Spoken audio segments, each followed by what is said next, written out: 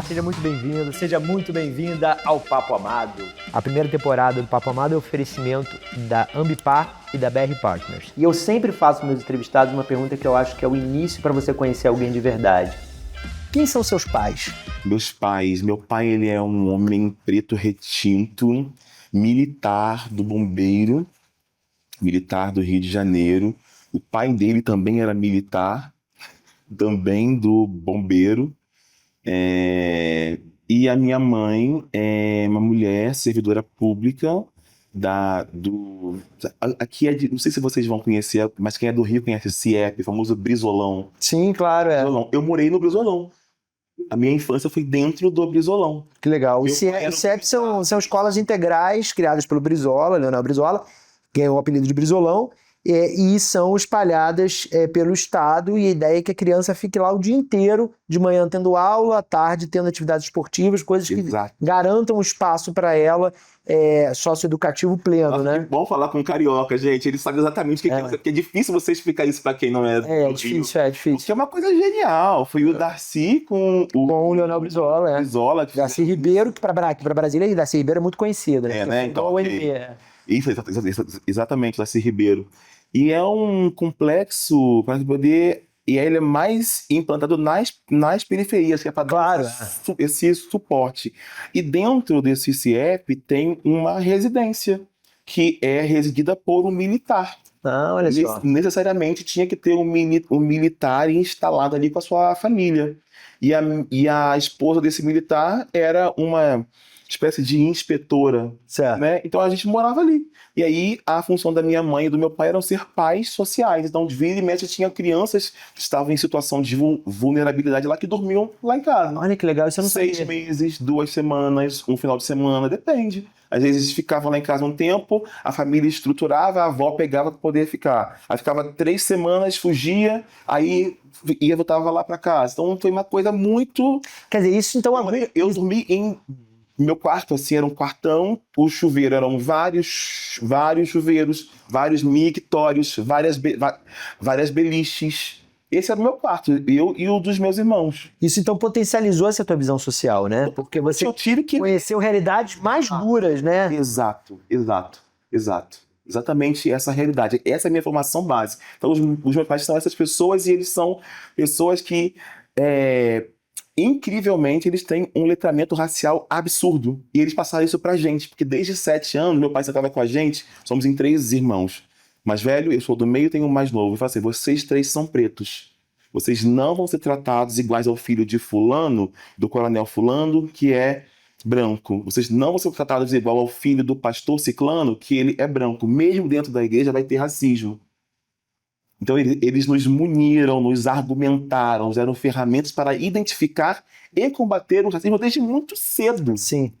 Entendeu? E o que eu fui descobrir depois de muito tempo é que isso é uma exceção da exceção, porque, gente, até hoje, eu lido com pessoas pretas que acabaram de descobrir que são pretos. Sei lá, há 1 ano, descobri na faculdade que eu sou preto. Então, assim, uma coisa tipo, que eu não vivi, eu sempre soube que eu sou homem preto. E isso que seus pais te deram é te dar poder, né? Isso é poder. Poder. E aí, os meus pais são essas pessoas, mas ao mesmo tempo com recortes periféricos, de ascensão social, de militarismo, de religião que adoece. Então, pensa essa bolha e eu ali, um homem criativo, gay, com inspirações artísticas o tempo todo. Você sempre soube. E quando você falou pra eles? No bem que eu falei, não. Falaram por mim. Falaram por mim, aí foi uma ruptura na minha família, assim, sabe? Foi uma ruptura bem, bem violenta. Inclusive, já falei isso já algumas vezes, mas eu tive que fazer a Lei Maria da Penha contra o meu pai, por exemplo, né? A gente teve que entrar em processo judicial, e a última vez que eu vi meu pai foi na mesa do juiz, a defensora pública, ele, o advogado dele e o juiz poder julgar o que estava acontecendo, porque não existia esse aceite, né? Alguém falou para ele, aí eu fazia a faculdade de medicina na época, e meu pai, ele me expulsou de casa, cortou a grana, eu não conseguia morar mais no apartamento que eu morava, que eu fazia faculdade numa outra cidade. Enfim, caos estabelecido, faculdade sem pagar, expulso da sala de aula por tentar entrar no hospital. Estava na época estava no terceiro ano de medicina. E aí meu pai descobriu, através de alguém, né, que eu namorava o meu atual marido na época. Então, isso foi bem caótico, assim. Mas nessa época, eu consegui a Bolsa Social, que chegou, né, na reitoria, que eu sou eternamente grato até hoje. E eles falaram, cara, por esse motivo você não vai parar. Olha as suas notas, você é um dos melhores alunos do nosso curso. Que legal. Você vai ter bolsa de 100% na cota social. E assim eu me formei médico. Olha, meu pai, seu Joaquim, santista, nascido no Morro da Penha, em Santos. Ele costumava dizer isso. Ficou órfão muito bebê. Meu avô paterno morreu, meu pai tinha 6 meses. E aí tinha a irmã mais velha, a minha tia Ana. Então a minha avó Cecília, cuidou dos dois sozinha, uma viúva, no Morro da Penha. E aí meu pai com Eles são os avós paternos. Tá. Meu avô paterno, José, morreu, eu nem conheci, nem meu pai conheceu muito direito, né? Porque meu pai tinha 6 meses quando ele morreu. E a minha avó Cecília cuidou sozinha da minha tia Ana e do meu pai, Joaquim. E meu pai, com o tempo, trabalhou em várias coisas, até que ele conseguiu ser estivador em Santos, numa época que era um trabalho que dava bastante dignidade. Enfim, era um trabalho que tinha um bom salário, tinha o Colégio Moderno dos Estivadores, o Hospital dos Estivadores. Era uma época que a categoria era muito forte. Muito forte, é. Muito forte, organizada. Sobretudo antes da privatização, né, do Porto de Santos. E a minha mãe era de Piracicaba, natural de Piracicaba, interior de São Paulo. Filha da dona Antônia, com seu José dos Santos também, meus avós paternos têm o mesmo nome. E a minha mãe ela e mais 6 filhos, né, eram 7 no total. Com 18 anos ela sai de casa, vai morar em São Paulo, vai ser trabalhadora doméstica, vai morar no quartinho de empregada. E ficou morando em São Paulo até um carnaval, ir para Santos, e aí acabou conhecendo meu pai, e eles começaram a namorar. Eles conheceram no carnaval? Em Santos. Olha. E o carnaval em Santos é animado? É bem animado. O Carnaval de Santos já foi muito forte. A X9 paulistana, por exemplo, é inspirada na X9 santista. Olha. Então, o Carnaval de Santos já foi um dos mais fortes do Brasil. Tanto que em Santos você tem escolas tradicionais como a União Imperial, que é verde e rosa, e a X9, que muitos sambistas do Rio de Janeiro vão lá cantar, vão lá puxar samba, participam do carnaval. Já foi um carnaval super tradicional. Achei que você ia falar que a Verde Rosa Santista foi que inspirou a Mangueira. Não, também não exagero. Ninguém mexeu com a minha Mangueira, não. Aí tem a Verde Rosa de Santos, mas que são escolas irmãs, como eles falam. Sim. Então, muita gente da Mangueira vai na União Imperial. Eu desfilei na União Imperial há 2 anos, que eu fui homenageada lá na escola. E se mantém o carnaval até hoje. E foi muito forte já. Quem é do samba vai saber que o carnaval santista já foi forte. E meus pais se conheceram nesse mundo, até começaram a namorar, até que casaram em 75. E aí foram fazer toda a vida em Santos, né? Então toda a minha vida dos meus irmãos foi toda em Santos, de 2 pessoas, um homem negro, uma mulher negra, um de Santos, um de Piracicaba, que se conhecem e vão construir uma família. Na sua casa, vocês falavam de racismo? Não, meu pai super falava, ele era militante do movimento negro, ele também era do Partido Comunista em Santos. Eu tive uma infância muito politizada nesse sentido. Desde criança, o meu pai conversava com a gente sobre, levava a gente ao teatro, levava a gente ao cinema, comprava livros. E tenho muitas memórias assim dele levar a gente ao teatro e antes de começar a peça fazer a gente levantar. Nós éramos em 4, né? Eu tenho 2 irmãos e uma irmã, sou a mais nova. E de falar, levantem, olhem em volta, quantos negros tem aqui? A gente, é só a gente. Por isso tem que estudar. Então, antes de começar a peça, ele falava. Então, ele tinha muito essa coisa, meu pai, essa consciência que a gente tinha que ter, que a gente era negro, que a gente vinha da classe trabalhadora, a importância de estar conectado com os movimentos sociais, mas é desde criança. Tanto que o nome da minha irmã é Dara, o meu é Djamila, que ele tirou de um jornal, de uma edição do Jor Negro, que era um jornal da mídia negra, da imprensa negra, e nessa edição especificamente incentivava os militantes a colocarem nomes africanos nos seus filhos. Nos meus irmãos eu não sei por que não, mas a minha irmã e eu sim, e desse mesmo jornal eu tirei o nome da minha filha, que é Tulane, e muito por conta dessa vivência que eu tive em casa. Então foi uma infância da classe trabalhadora, a gente passava os perrengues, mas muito politizada e muito culta. Assim, vocês têm que estudar, vocês têm que ler. Ele lia pra gente, dava livro de presente, cobrava lição de casa, se tirava nota baixa, não ia visitar a minha avó em Piracicaba, tinha que assistir só a TV Cultura, não deixava de assistir Globo. Ele era super linha dura com isso, assim. Eu cresci nesse ambiente de uma família muito, eu digo, privilegiada nesse sentido, da consciência crítica. Religiosamente, como é que era o teu ambiente familiar, esse primeiro? Meu pai é católico, mas que ia de vez em quando à igreja, e minha mãe, que é responsável pela manutenção da espiritualidade em casa. Minha mãe era do candomblé, minha avó também, a mãe da minha mãe, Dona Antônia, ela era benzedeira em Piracicaba, no interior de São Paulo, ela atendia as pessoas. E, claro, para poder também sobreviver num ambiente de muita intolerância religiosa, minha avó ia muito à igreja católica, dizia que era católica, mas todo mundo sabia também que ela ia para o candomblé na Bahia. Então ela Mas era uma coisa fazia escondida. essas coisas mais escondidas. Tanto que no livro Cartas para Minha Avó, de 2021, tem uma foto no livro que foi o meu irmão que me mandou, quando eu estava no processo da escrita do livro. Eu nunca tinha visto a minha avó, por exemplo, usando roupa de santo, roupa de ração, que a gente chama. Eu só fui ver no processo da escrita do livro. E mesmo passando férias lá todos os anos, eu nunca via minha avó vestida. Sabia que ela fazia as coisas, porque ela era benzedeira, mas eu não via muito assim. Mas isso vem muito do meu lado materno, né? A minha avó, a minha mãe, e a minha mãe me leva para o candomblé quando eu era criança, e eu sou iniciada aos 8 anos de idade. Então eu sou uma mulher iniciada já há muitos anos do candomblé. E isso se deve, com certeza, à minha mãe e à minha avó. E esse veio religioso, né, vindo do candomblé, que é uma religião que, embora central na cultura brasileira, ela teve sempre à margem até para conseguir sobreviver. Você acha que isso foi importante para você ter essa cabeça aberta de que o conhecimento está além da academia, está além da coisa formal e erudita, e é um conhecimento mais espraiado?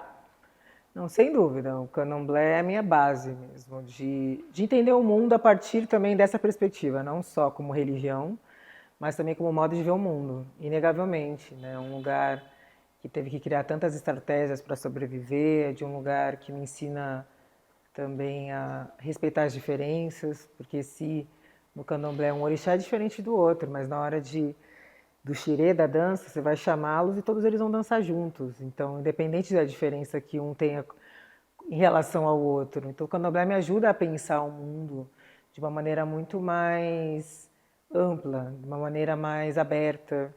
E eu tenho traduzido isso em alguns artigos, eu tenho escrito feminismo a partir da perspectiva das orixás femininas, tenho trazido mais o candomblé não só para a minha vida, para olhar o mundo, mas também na hora de pensar criticamente o mundo, na hora de refletir criticamente. Então, inegavelmente, eu digo que eu não seria o que eu sou se eu não fosse uma mulher dessa religião, filha de Oxóssi, e o quanto que isso me trouxe de aprendizado para a minha vida e na forma como eu vejo o mundo, inegavelmente. Você teve, seu Joaquim, seu pai, né? Isso. Você teve um pai que incentivou a leitura, incentivou o teatro. Quando é que você começou e quais foram as suas primeiras escolhas culturais, as escolhas da Djamila, não o que você aprendeu em casa? Eu acho que foi quando eu comecei a trabalhar numa ONG feminista, lá em Santos, chamada Casa de Cultura da Mulher Negra, porque por mais que meu pai fosse super ativista e trouxesse várias questões importantes, era homem, né? E meu pai era muito complexo como marido da Dona Irani. Como assim? Meu pai era mulherengo, meu pai entendi. ele acabava, enfim, a gente cresceu vendo os dois, tendo discussões muito sobre isso. Só que meu pai ele era muito complexo, né? Porque ele dizia assim, eu quero que as minhas filhas estudem e não dependam de homem nenhum, porque eu sou homem, eu sei como os homens são. Então ele era machista com a minha mãe, mas ele não queria que eu e a minha irmã tivéssemos a mesma vida, vamos dizer assim, que a minha mãe. Então eu cresci nesse ambiente, assim, dessa complexidade, até entender várias coisas. Eu era caçulinha, então era muito mimada pelo meu pai. Meu pai, diferente da minha mãe, não batia na gente, porque ele ia trabalhar, ele voltava, ele era o que, vai lá na bomboniere comprar doce. Mas aí, conforme eu fui crescendo, eu fui vendo como o porquê da minha mãe às vezes ser tão nervosa, o porquê da minha mãe, né, o meu pai dizer, a sua mãe é louca, ela fica estourada, aí você vai entendendo o porquê. E aí isso para mim foi crucial para olhar para essa questão feminina. Então, quando eu vou trabalhar na Casa de Cultura, foi muito importante que foi, de certo modo, uma continuidade, mas um rompimento também com o meu pai, no sentido de entender a questão das mulheres. Era uma organização comandada por mulheres negras, por feministas negras. E isso foi um divisor de águas para mim. Mano, eu morava na garagem de um sobrado, tinha uma casa em cima da minha, a minha casa era a garagem dessa casa, tinha uma casa no fundo da minha casa. A casa do fundo era a casa dos meus tios que eram viciados em droga, a casa de cima era a casa de um familiar também que era meio brigado com a minha mãe e com meu pai. A gente acabava ficando ali na garagem um pouco isolado assim naquele ambiente. Então minha mãe sempre colocava música, sempre manteve um cotidiano ali com volume alto, sabe? Para meio que mudar a vibração, mudar a energia daquele ambiente. A gente tinha problema com droga, problema com diversas coisas no nosso quintal.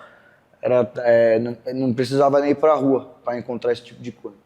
Então minha mãe sempre tentou mudar a vibração. E minha mãe diversas vezes fez sarau, fez movimentos mesmo assim, onde que todo mundo se encontrava para falar de música, falar de poesia, falar de tocar um instrumento.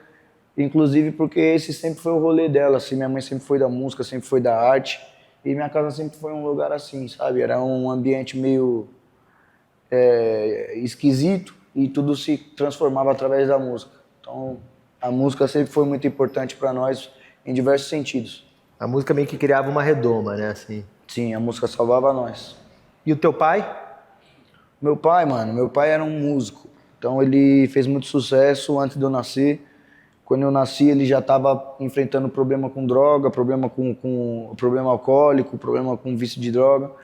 Ele já estava tocando meio que de bar em bar. A influência dele na minha vida foi muito grande, parte de como fazer, parte de como não fazer.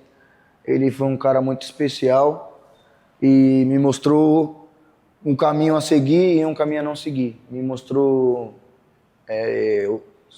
se eu me descuidar, como que a vida pode se transformar de uma coisa que parece boa para uma coisa não tão boa.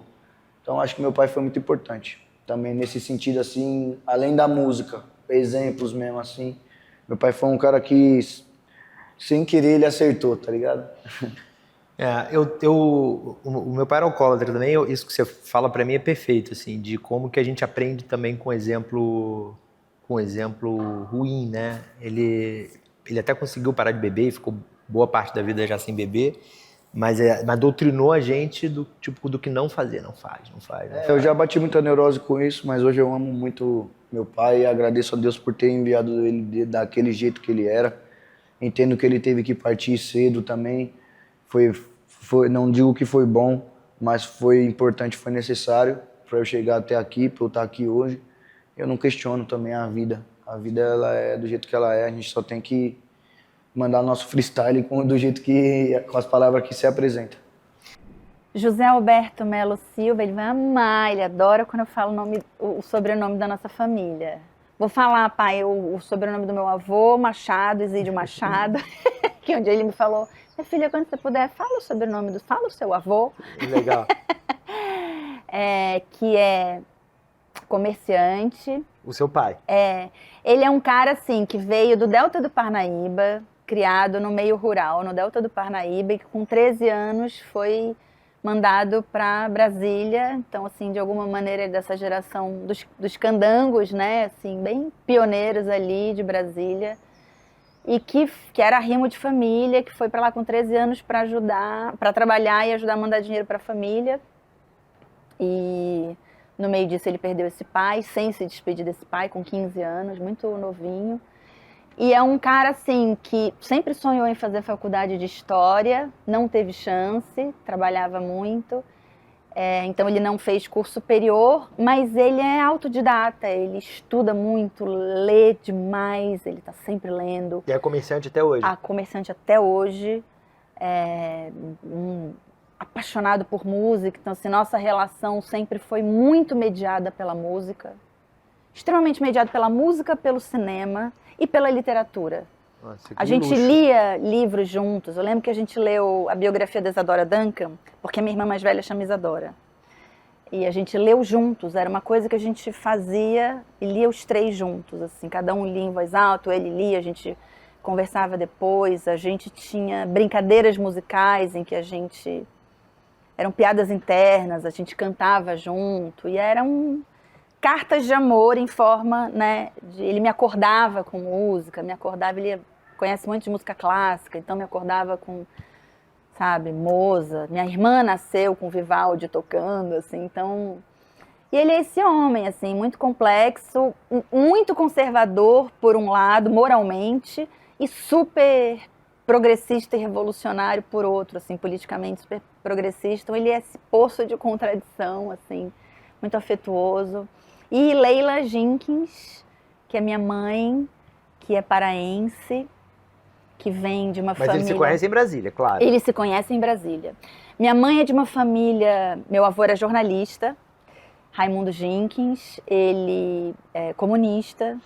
Ele foi perseguido durante a ditadura, enfim, na manhã do dia 1º de abril de 64. O nome dele já estava lá. Uma pergunta sobre isso para você.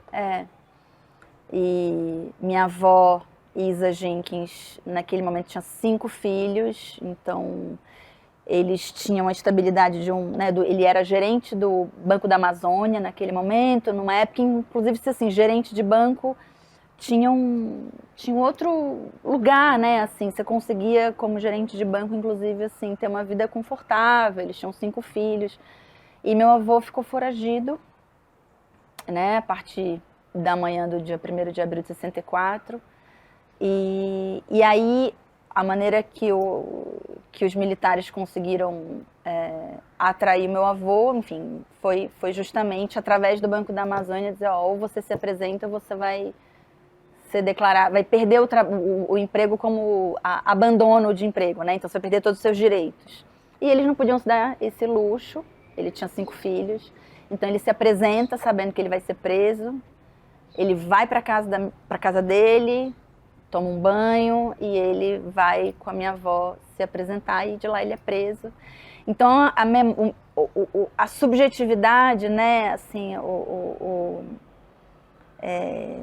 a memória da minha família, e foi nesse espaço que eu cresci, porque também quando a minha mãe vai para Belém do Pará separada, a gente vai morar na casa dos meus avós. Então meu avô e minha avó também ajudaram a me criar. O imaginário dessa família é o imaginário que passou por isso, né? Minha mãe tinha 8 anos de idade quando meu avô é preso, e 12 quando é declarado AI-5, né? Que endurece o regime. E meu avô, para sobreviver, depois que ele é preso, depois ele fica meses preso, é solto, volta para casa, e para sobreviver, ele tinha perdido o emprego no Banco da Amazônia, ele começa a entrar em contato com as editoras do Sudeste. Como jornalista e leitor voraz que ele era, ele tinha uma relação com as editoras do Sudeste. Então ele começa a se oferecer para representar essas editoras e revender livros em Belém. Então ele monta uma livraria caseira dentro da casa deles. Então, a casa deles era assim, pilhas de livros, tinha livro para todo lugar. E ele começa a vender e aí ele naturalmente começa a vender também os títulos subversivos, ditos subversivos. Ditos cult, ditos subversivos. Exatamente. E daí assim ele acaba abrindo uma livraria, a Livraria Jenkins, que foi um espaço onde eu cresci, então, né, quando eu Ainda nasci... existe? Não, a livraria faliu, ela não resistiu à era das grandes livrarias de shopping, né, dessas mega livrarias. Então a livraria fecha, mas chegou a ter 5 unidades da livraria, foi uma livraria, durou acho que... 5 é um número considerável. Em Belém? Em Belém e em Santarém. Eu lembro que chegou a ter em Santarém, talvez mais alguma cidade do interior do Pará. E você conheceu a livraria? Super, claro. Eu cresci lá dentro. A minha travessura favorita na infância, e pelas quais eu levei as primeiras, talvez únicas, palmadas da minha vida, da minha avó, foi porque o meu pula-pula era o depósito de livros da Livraria Jenkins. E lá aí virou uma livraria tradicional, durou 45 anos a livraria. Então, na minha infância, já era uma livraria tradicional. Eu nasci em 76, né? A livraria em 72 chegou a ser metralhada, assim, Guilherme. Inclusive, assim, é uma coisa que poucas pessoas sabem, mas quando o Valtinho me ligou para me chamar para fazer Ainda Estou Aqui, ele falou: Maeve, eu tenho um papel que é uma participação especial, não sei se te interessa, mas é a Dalva Gasparian, dona da livraria Argumento, fundadora da Paz e Terra. Ele foi contando e eu falei assim... Ele não sabia? Eu falei: Valtinho, mas você sabe, né, que a minha família é uma família de livreiros, que também teve a livraria como um centro de resistência, né, de encontro. Ele: não, eu não sabia, mas não existem coincidências, né? Então eu fiz a Dalva, assim, apaixonadamente, e foi incrível, assim, foi lindo, na verdade, assim, o encontro que aquilo proporcionou, assim, hoje em dia eu chamo eles, inclusive, às vezes de filhos, a Helena, o Marcos de Gasparian, e a gente se emocionou muito, a gente chorou junto no dia que eu fui gravar na livraria. Sim. Porque para mim era como uma fusão, assim, a gente fala que nós somos famílias irmãs, né? Porque a Dalva, para mim, é a versão carioca da Isa Jenkins, que é a minha avó. Sim. Que era essa mulher também, companheira do meu avô, que era a figura pública, né? Como era comum ser naquele tempo, mas ela era uma mulher de debate de ideias, super, né? Minha avó, professora também. Minha avó foi uma das primeiras professoras da Fafá de Belém. Ah, é? Encontrei com a Fafá uma vez no programa Encontro da Fátima Bernardes e ela falou: Maeve, você sabia que a sua avó... Ela já sabia que era sua avó. Já sabia. E eu não sabia, quer dizer, eu não lembrava. E ela falou: Maeve, sua avó me deu moreninha. Olha. Foi ela, eu tinha problemas com leitura e ela foi lá e insistiu, ela era insistente. Então, assim... Então, minha família vem desse lugar, assim. Então, meus pais, como todos judeus na época da Alemanha nazista, da Europa naquela condição, que eu digo sempre que foi a maior barbárie feita pelos seres humanos no século passado, espero que não retorne. Então, meu pai morava numa cidade chamada Ostróvia e minha mãe morava em Varsóvia. Eles saíram em tempos diferentes, fugidos do nazismo na Polônia. Minha mãe saiu quando tinha mais ou menos 15 anos, meu pai saiu quando tinha 18, e ele realmente fugiu dentro de um navio de carvão e acabou atracando em Trindade e Tobago, onde ele viveu um período, e depois veio embora para o Rio de Janeiro, onde já havia alguns membros da família dele, irmã, irmão, cunhado, etc. E ele já foi para Cascadura direto? Não, então, aí ele veio para o Brasil, se conheceram, na verdade, na comunidade judaica em Madureira, que é um bairro do lado, e aí foram morar, a minha primeira morada em Cascadura, numa casa, fiquei lá até 6, 7 anos, depois ele melhorou de vida, e a gente mudou, foi morar em Copacabana. Moramos em 3 lugares diferentes de Copacabana. Depois eu comecei a trabalhar muito cedo e fui tocar minha vida por conta própria. E sua mãe? O senhor falou do seu pai e não falou da sua mãe? Não, minha mãe, na verdade, fugiu com o pai e a mãe e um irmão gêmeo dela de navio e vieram direto para o Rio de Janeiro. E no Rio a comunidade, evidentemente, de emigrados se encontravam, até pela identidade, acolhiam, pelo sofrimento, todo mundo tinha perdido familiares. Minha mãe perdeu uma irmã, um sobrinho, meu pai perdeu o pai nessa mesma quadra. Então o pessoal se reunia até por um apoio de um para o outro. Então minha mãe era uma mulher extremamente calma, extremamente construtora de consensos e trabalhava em casa. Trabalhou sempre muito ajudando as associações de judeus que faziam atendimento às pessoas mais carentes. E meu pai sempre foi o velho mascate judeu, que vendia joias de porta em porta e sustentou a mim e a meus 2 irmãos dessa forma. Eu depois, como já disse, comecei a dar aula particular, comecei a dar aula em cursinho vestibular e construí minha vida. E é por isso que eu consegui fugir, porque quando os militares foram me procurar na casa dos meus pais, eu já não vivia lá. Quando eu fui crescendo, eu participei de movimento sionista no Rio de Janeiro. E era um movimento que era sionista, mas era de esquerda. Então, tudo que eu li de esquerda, eu não li na esquerda brasileira, eu li nesse movimento, que era um movimento que queria ir para Israel para fazer a transformação em Israel. Eu acompanhei esse movimento.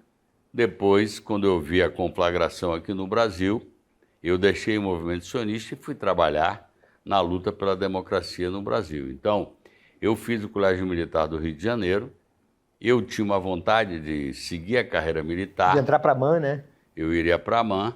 Na verdade, eu entrei no Colégio Militar em 62, em 69 eu deveria ir para a MAN, só que em 68 foi o endurecimento do regime, quando saiu o AI-5, quando mataram o Edson Luiz, e eu, por acaso, estava estudando no curso vestibular que eu fazia, que era na Avenida Presidente Wilson, quando passou praticamente uma passeata carregando o corpo do Edson Luiz, que tinha acabado de ser assassinado por membros do regime no antigo calabouço, que era o restaurante universitário lá.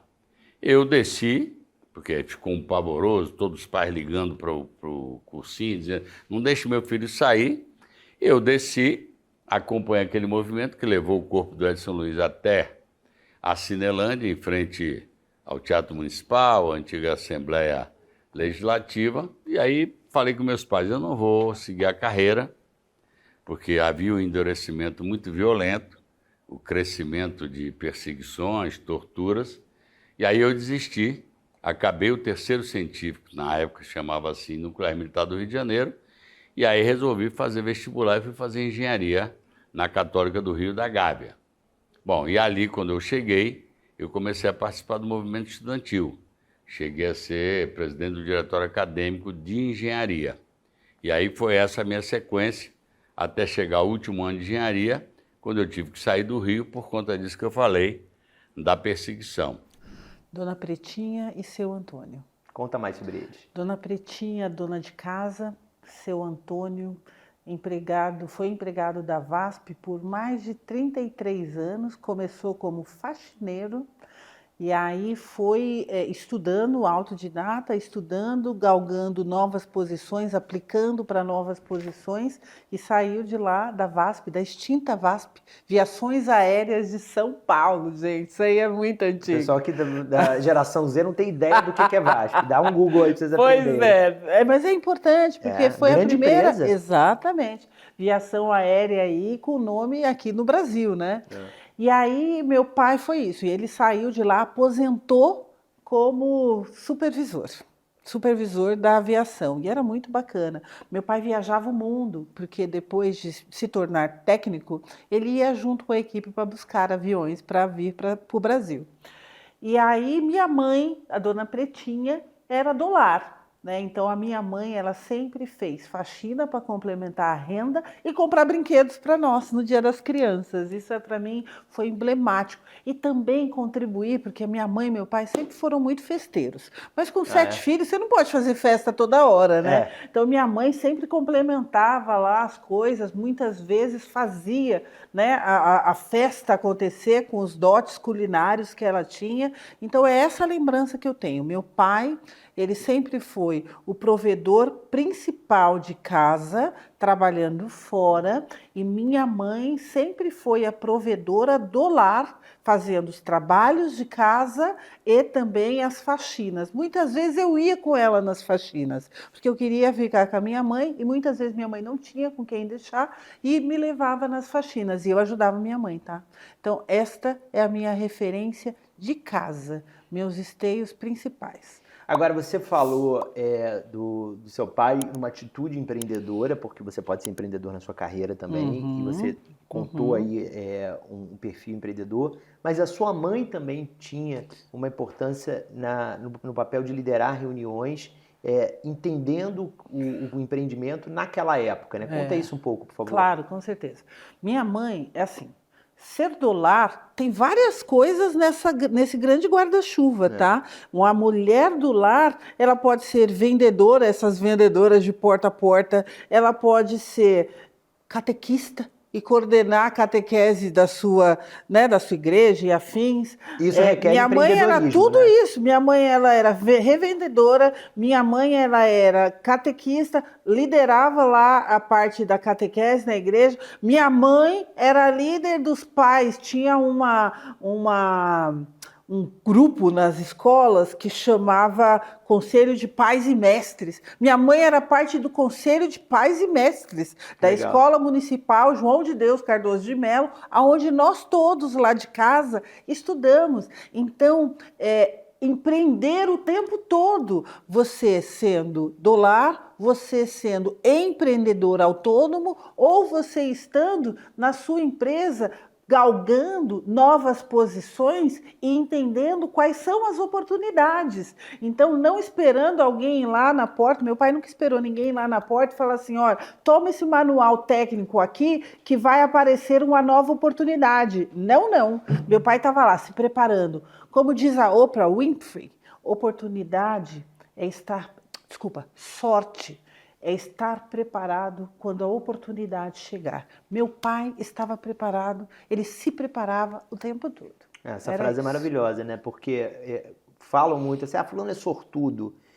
Mas é isso, o cavalo passou montado na frente. Se você não está pronto para pular, não adianta nada, né? Meu amigo, esse negócio de sorte, é perfeita essa sua observação, Gui. Esse negócio de sorte, você não está preparado para cavalgar, você pode até montar no cavalo, mas você vai cair na primeira trotada. Então, não basta você achar que você está 100% pronto para estar fazendo aquilo que você está fazendo neste momento. Não vale. O mundo é muito dinâmico. As oportunidades, elas estão aí.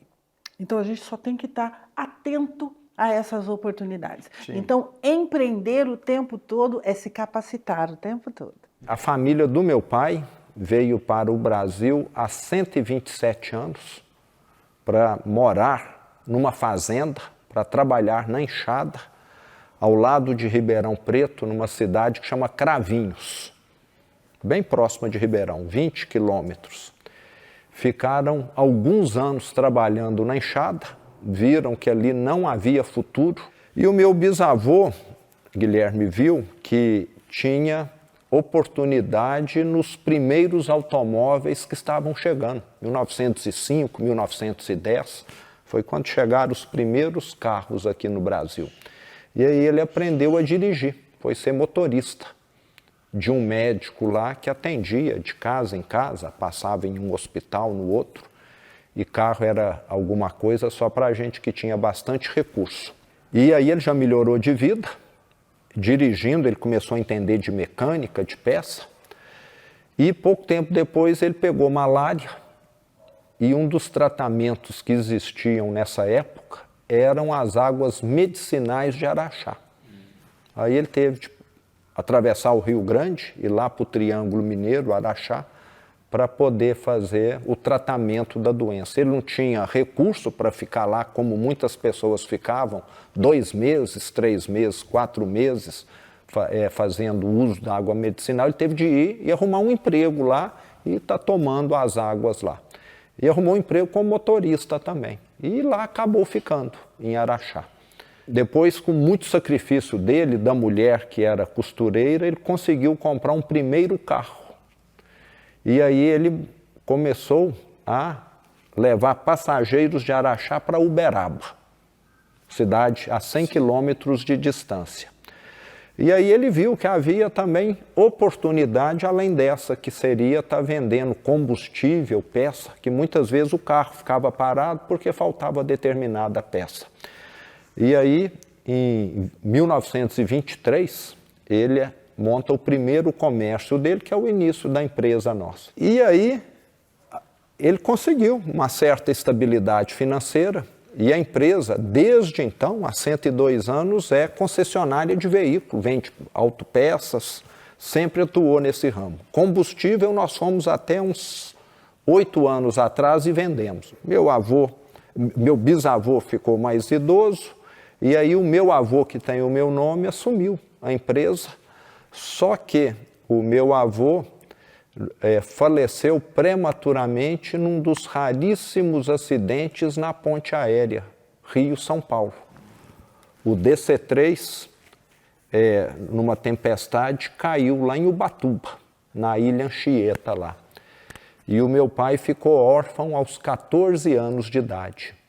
A empresa passou a ser dirigida por alguns tios do meu pai, que tinham, vamos dizer, conhecimento mecânico, mas não conhecimento do negócio. Aquela empresa pequena que era relativamente sólida se transformou numa empresa quase que falida. Sim. E na hora que a situação estava muito ruim, o meu pai, com 20 anos já, assumiu a empresa porque esses tios falaram: eu estou saindo daqui que o barco vai afundar. E o meu pai sempre teve um dom para ser comerciante. Então ele é uma pessoa que trata muito bem os outros, que agrada muito, e conseguiu resgatar a empresa, recuperar. E aí ele comprou mais um posto de gasolina, mais outro, mais uma concessionária, e o negócio cresceu, diversificou. E aí eu já estava assistindo também. E eu sempre ajudei o meu pai desde que eu me entendo por gente. E ele, acho que até por esse motivo, acabou também casando com a minha mãe, que teve um histórico semelhante. A minha avó, que eu não conheci, da mesma maneira que meu avô, faleceu com 33 anos de câncer, deixando a minha mãe órfã com 9 anos de idade. E sempre fui muito próximo, tanto do meu pai quanto da minha mãe, que foram muito dedicados, tanto a mim quanto ao meu irmão. Eu tenho um irmão 1 ano mais novo e uma irmã 12 anos mais nova do que eu. E sempre fomos muito próximos um do outro, tive todo o apoio. Fui o neto mais velho, o bisneto mais velho, o filho mais velho. Eu via meus pais e eu idolatrava eles no palco, cara. Eles se apresentavam juntos, né? Eles tocavam juntos. Meu pai saxofone, minha mãe cantava, eles tinham uma banda, eles viajavam e a gente ia, eu e minha irmã, a gente ia via todos os shows. Falou, deixa a gente ver hoje. E achava aquilo ali o lugar mais especial do mundo que você pudesse estar, o palco. Mas não ousava pensar que um dia eu estaria lá, porque eu tinha muito medo, eu era muito tímido. Então eu sonhava em estar nos bastidores, em escrever histórias e tal. E tua irmã também já tinha... Minha irmã desde também. criança. Minha irmã hoje é roteirista, Sim. inclusive está dirigindo o roteiro do Porta, é a Bárbara do Vivier. E também foi diretora do Portátil, que é a peça do Porta, e diretora. Ela seguiu nos bastidores, eu aqui não. Essa coisa de família de artistas é uma coisa engraçada, né? Assim, entre vocês se sacaneiam, vocês têm uma rotina. A gente imagina, quem não é, né? Imagina uma família de artistas privadamente, como se fosse meio que uma trupe, ou não. Um pouco, cara, Tem algo que é meio... As pessoas hoje em dia têm o termo Nepo Baby, que eu acho engraçado, né? Que faz sentido mesmo. Tem uma coisa de uma geração... Eu e o João, por exemplo, a gente se zoa de Nepo Quarentões. São os Nepo Quarentões já, mas tem algo que, na verdade, não é novo. Parece um fenômeno novo isso. É da origem do teatro. Sei lá, os circos todos eram famílias, né? Sim. Todo circo é formado por nepo palhaços, nepo trapezistas, são famílias do circo. É algo que está no início da carreira teatral, a ideia de que a família, ela divide a profissão. Aliás, toda a profissão era assim inicialmente, né? As pessoas faziam a profissão do pai, da mãe, originalmente, porque você passava adiante a marcenaria, as encomendas. E meu pai já era assim com o avô dele, porque meu avô era escultor, fazia muitas esculturas. Ele era, sobretudo, um escultor figurativo. O cara fazia um monte de bustos, ou mais que bustos, estátuas gigantes, às vezes equestres, de 3 metros. Ele era esse cara, meu avô, que fazia isso, e é um artesão também, um artista, mas também um artesão, porque é um negócio braçal muito difícil trabalhar com a pedra, a gente trabalha com mármore. E ninguém sabia fazer isso, a não ser ele, porque o cara aprendeu lá em 1930, com alguém que sabia, sei lá, se foi o Bernardelli, algum puto outro cara que ensinou ele a bater na pedra. E aí, quando ele foi ficando velhinho, já não conseguia fazer sozinho, ele chamou o meu pai para ajudar. Aí o pai começou a ajudar ele. Aí no final da vida já ele assinavam os dois. Tem um Niemeyer em Niterói, que é o Niemeyer e o JK, que é linda essa escultura ali dos dois, vendo o plano de Brasília. Sim. Aquilo ali já era meu pai com meu avô, já os dois fizeram juntos. Aí quando meu avô morreu, continuaram chegando as encomendas pro meu avô e meu pai começou a assumir. Olha. Então tem algo de hereditário às vezes nessa profissão e que faz sentido, porque você viu o teu pai fazer aquele ofício. Então você aprendeu intimamente desde a mais tenra infância. Então, sei lá, eu entendo a crítica, essa coisa do Nepo Baby, porra, é muito fácil pro cara, às vezes já é filho do artista, virar artista. Eu entendo, por um lado, que, porra, existe uma facilidade maior, sim, mas por outro lado, sempre foi assim, eu acho, em todas as profissões. Tem algo que eu acho que faz parte da natureza artística, você amar aquilo desde a mais tenra infância. Não significa que seu pai tem que ter sido artista, mas o sonho da arte, eu acho que nasce na infância. E esse negócio do Nepo Baby tem uma outra face também, que é o seguinte, a crueldade de você, sendo filho do Chico Buarque, querer ser cantor ou Tem isso. compositor, né? Às vezes é mais difícil, por um lado. Seu pai tem uma Porra, puta... imagina. Exatamente, é uma pressão, né? Pega uma Nanda Torres, por exemplo. A mulher teve que ser muito brilhante para Muito deixar de ser a brilhante, filha da Fernanda Montenegro. Exatamente. Porque, porra, e ela não é, ninguém mais lembra, todo mundo lembra que ela é filha da Fernanda Montenegro, mas ela não é mais referenciada assim, né? Não. A atriz, filha de exato. Fernanda Montenegro, não. Mas ela teve que, porra, ganhar Cannes, ser indicada ao Oscar, Mas outra imagina coisa. a pressão na cabeça da pessoa, né? Você citou a Fernanda Torres, os Veloso todos, né? Os Muita três pressão, que imagina. são músicos. Imagina. Cara, quem é seu pai? Meu pai é o Caetano Veloso, eu quero ser músico. né? Imagina isso. Mas você começa a esculpir Forte, a qualquer cara. momento, então, é isso? Eu vou ter que pegar um talento que eu não tenho, definitivamente. Mas já tentou? Eu vou ter que herdar, já tentei com meu pai, muito, pô, criança, no ateliê deles, e minhas filhas sempre fazem isso, quando vão pra casa dele, a brincadeira é ficar na argila brincando. Então sempre brinquei com ele, com argila, na época eu fiz uma namorada, minha primeira namorada, quando tinha 17 anos, eu fiz um busto dela, junto, meu pai me ajudou e tal, mas depois eu nunca mais me aventurei, eu acho que eu não tenho esse talento, não. Adoro desenhar, mas a escultura é muito braçal, cara. Meu pai, ele faz umas gigantes, né? Sobe na coisa, assim, ele tem uma coisa mais braçal que eu, assim. Ele diz que ele é um homo faber. Tem os homo sapiens e os homo faber. São os homens que fazem as coisas com os braços. Ele é desses, assim. Obrigado mesmo. Mas, porra. Valeu. Prazerzaço, Guilherme. Prazer. Vamos Você aí. que ficou com a gente até aqui, lembra de se inscrever no Amado Mundo, ativar as notificações para não perder o próximo Papo Amado. Valeu.